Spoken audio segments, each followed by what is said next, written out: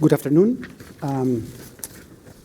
Welcome to this 2024 Spring Meetings Governors Talk series, where we basically have a dialogue with our IMF governors. Sometimes the governor is a minister, sometimes he's a president of a central bank.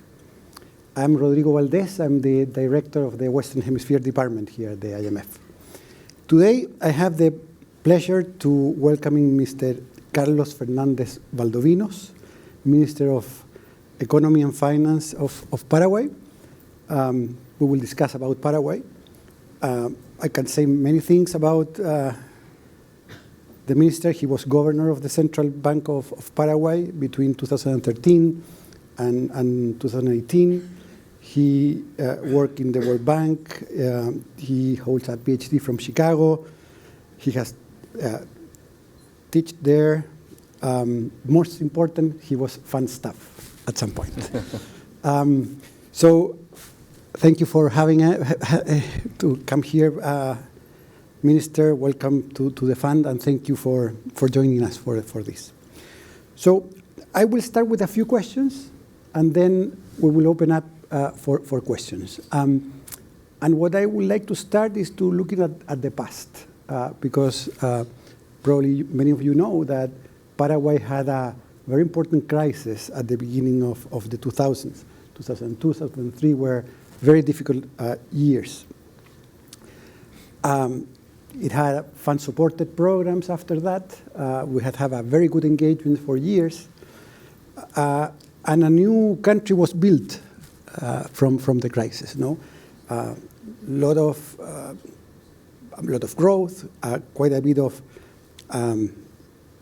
strong policies that allow Paraguay to confront many intense shocks that have happened both globally and also locally through climate. So, Minister, the first question to me is, what produced this transformation? What were the key elements that brought Paraguay to be close to investment grade, a part of LA7 now, a group of countries in the region that we treat more or less as equal, inflation targeters, floaters, etc. Minister. Well, thank you, Rodrigo, for this opportunity to talk about my country and what we have done during the past 20 years, basically 22 years at this moment. To start with, not all the past has been bright as it is right now in Paraguay on the macroeconomic part. When you look at some indicators like poverty around or above 50% of the population, credit rating that was SD, selected default, inflation in 2 digits, more close to 20% than what is right now, a low level of international reserve, etc. We're talking about in a different country. As you mentioned, this is a new economy, this is a new Paraguay if you compare to what happened in 2002. Then what happened? A combination of factors, I believe, because it's important for any current government to really be aware of the problem and try to solve it. But in my view, if there is no support on society, it's not possible to sustain those reforms, to sustain those sound macroeconomic policy for a long period of time. And compared to other countries in Latin America, probably 20% inflation rate is not that high, but for Paraguayan standard is quite high, the number. I do still remember that inflation was, I believe, 4.2% in one of the years I was governor. The target is 4% at this moment. And there was a headline on the newspaper saying that inflation was above the target because it was 4.2% against 4%. But anyway, this is just something for you to notice how seriously the society values macroeconomic stability. And sometimes it's annoying to be working in a country like that where you don't have flexibility. Our debt to GDP ratio right now is below 40%, it's 36%, and you can find many editorials in the newspaper or news on the cover of the journals saying that we are almost a big bankruptcy in the country at this moment. But this is something that is good for any society, I mean for any country, because it's the only way for you to sustain a certain set of policies during a long period of time. This is like a bicycle, always macroeconomic and getting there almost to investment grade. It's not something that you're not going to be doing overnight. It's not something that you can only go and pedal during a certain amount of time. You have to continually work in order to achieve the final target, that is a better society for all. So the main engine behind that, it's true, was a government with the view on the medium term instead of the next election. It is true, a certain set of policymakers that were also had a view on the medium term, the help of the IMF plus the World Bank plus the IDB, but above all is society who is the one who is going to be key. Otherwise, it's very easy to go from left to right in Latin America, from some macroeconomic policy to populism. And populism, I'm not talking about only left, could be populism on the right. So that is, I think, was the key for Paraguay. Doesn't matter the political sign that we had during this period, all of them know that central bank is independent, is a must, and that fiscal policy have to have a very low fiscal deficit. And you can use a fiscal and monetary space if you have a strong shock like the one we had in 2020. So this is basically the past and why Paraguay changed recently. Let me take advantage of your experience on these years and ask you about what did the fund at the end brought to the table? What can we do better when you sense that we were a bit wrong in some angles? Basically, how we can improve our work. I think that the support of the fund was very important. I mean, especially for two ways I found was useful the fund always. First, as a signal of the commitment of the country and the government on sound macroeconomic policy, and that is important for investors being inside or outside the country, and was also a main driver for some financial support that at the time the Paraguayan economy needed, for example, from the World Bank or from the IDB. That was crucial, the support of the fund. Internally, I would say it was crucial also. Why? Because the fund is always, especially when you have an adjustment program, you are the bad guys. So everything we can blame on you. So what are you doing? Why are you trying to pass this law, this annoying law that is going to cut some benefit? No, the fund is asking. So, well, somebody has to be the bad guy. The good cop and the bad cop, of course. But it's important also in order to sell a program. The fund always brings a lot of credibility, and credibility is important. And let me give you just one example, because you know I was the res rep in Brazil. When I was the res rep in Brazil, for example, interest rate on credit cards were, actually right now, they're around 400% per year. So imagine that a 25 basis point adjustment on the central bank is not going to change much conditions of that interest rate. But the fact that the central bank is credible is what makes especially good the transmission of monetary policy into lower inflation. And the fund brings that credibility to fiscal and monetary policy in a country having a problem. And that was exactly what happened in Paraguay. You were the one giving the seal of guarantee that these policies were right. People started to believe again in fiscal and monetary policy. And 20 years after that, we believe that we can engage with the fund, not right now working only on fiscal and monetary, but working something that is going to be important for the future of the country. Yeah, let's move to the future and the plans. No, probably many know this, but some may not.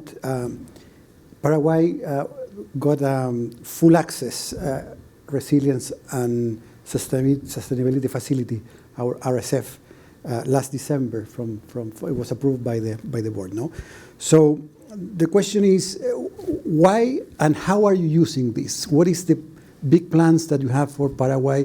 What's the next step? What are you bringing in terms of the climate discussion?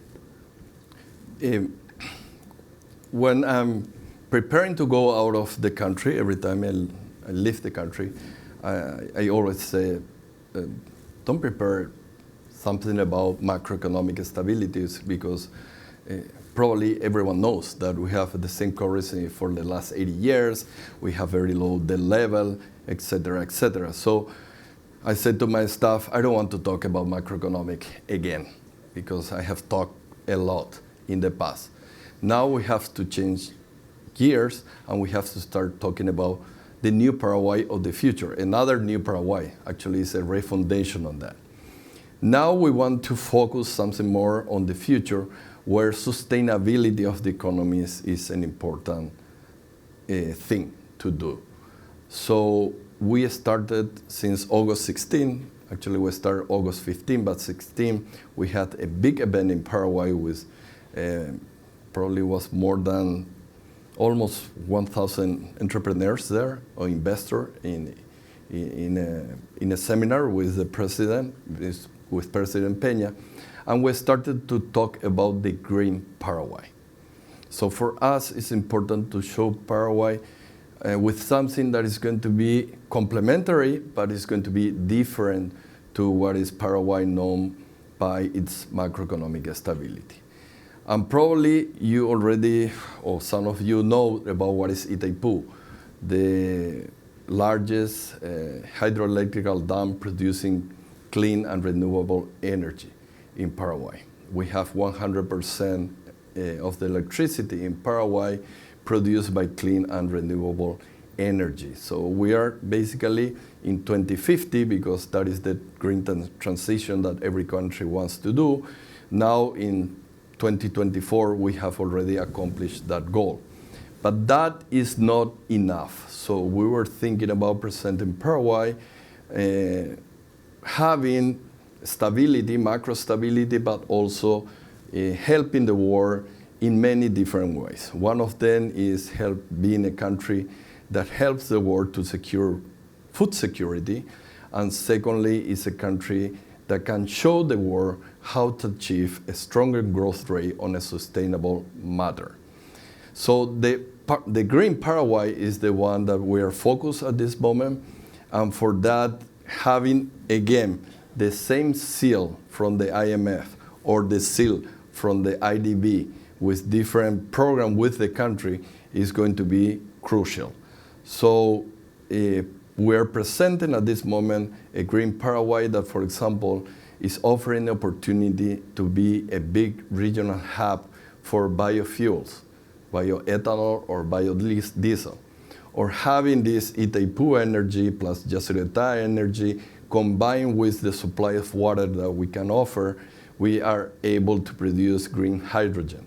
That probably at this moment is expensive to be used as a fuel substitute, but it's a raw material to produce something that is highly demanded in the region, that is green fertilizer.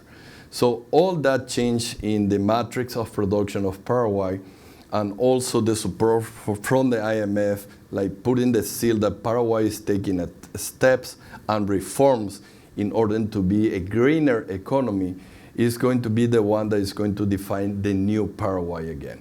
A country that will have not only a stable macroeconomic policy, but also a green macroeconomic production capacity.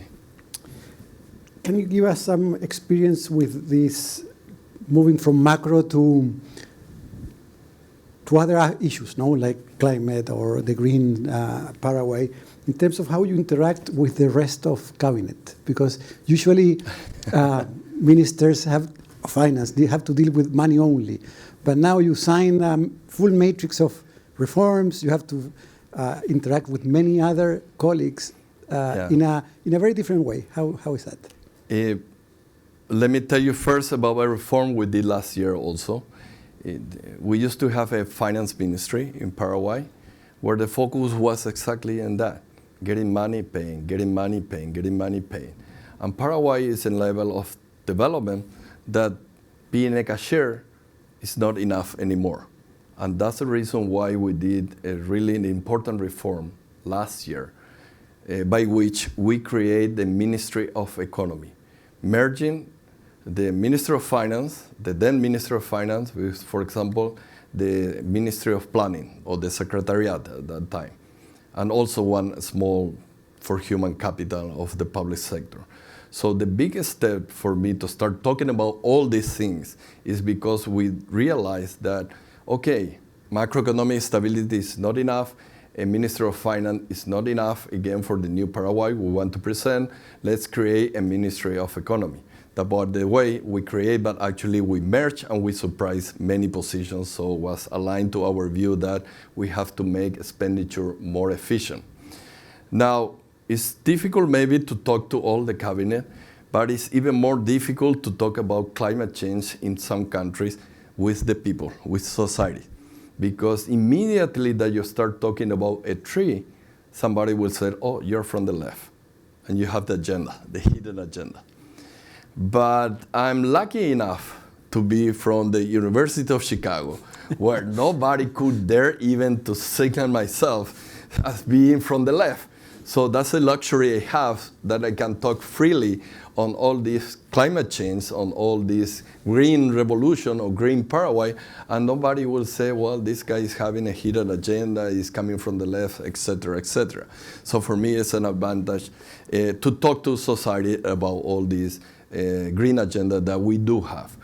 And in cabinet, some of them realize, and others are less skeptical regarding this. But what is important is the president is convinced about all this green agenda, because we are doing a lot of stuff. The same way that before we had to go to the markets and explain what we were doing on monetary policy, on fiscal policy, explaining until the people were convinced that we are good at macroeconomic stability. Right now we started to do the same.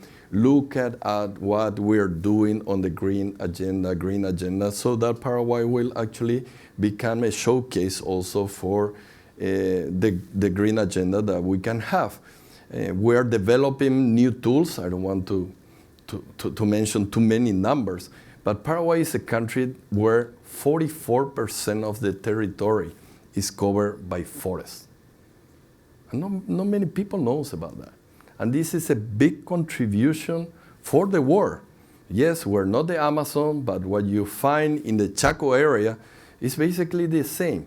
But we were so bad marketing Paraguay, or the contribution of Paraguay to what is important, the environment, the global environment, that right now we are focusing more on that part, given that you already know that Guarani is a good money. So we're focusing on the other part right now. Thank you, thank you. So we have a few minutes left, and I would like to open the floor to receive questions from you. If you can identify yourself. Hi, my name is Alejandra Padin, and I'm press. I work with Carbon Post. And I was just wondering, I heard that in Paraguay there are attempts to implement a carbon tax as part of a suite of green measures. Are there any updates on the state of that carbon tax? Two things. I will mention something that we just passed because it's part of our reform. We passed a carbon credit law that is going to be important because out of the 44% that is covered by forests, a large part of that is, for example, from the revenue side, that I'm still a finance minister, by national parks. So we can use that asset in a more efficient way, at least to get some money, not only to have trees over there. Carbon tax, we're trying to redesign something that is similar to a carbon tax. We have something called Impuesto Selectivo al Consumo for some fuels. So it's going to be a rebranding of that, and probably we're going to be able to change the burden of that into the different type of fuels that we have in Paraguay. So that is a plan that we have going forward, but it's not going to be immediate. We have our targets before getting there. We don't want to give, by the way, on August 16, we also mentioned no more taxes. No more taxes for 5 years.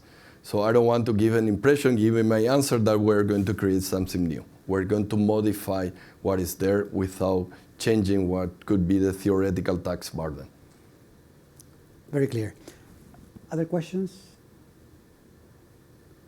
So if there are no more questions, let me ask you one more, but with the Minister of Finance hat now. You have issued recently in local currency, internationally, and also in dollars. You have an active presence. What's your view, your plans on how to de-dollarize more your liability side? Is it needed? Well, dollarization is a nice debate we're always having with the IMF. Because the first things we are asking always is, okay, what is your definition of dollarization? Because there are many definitions.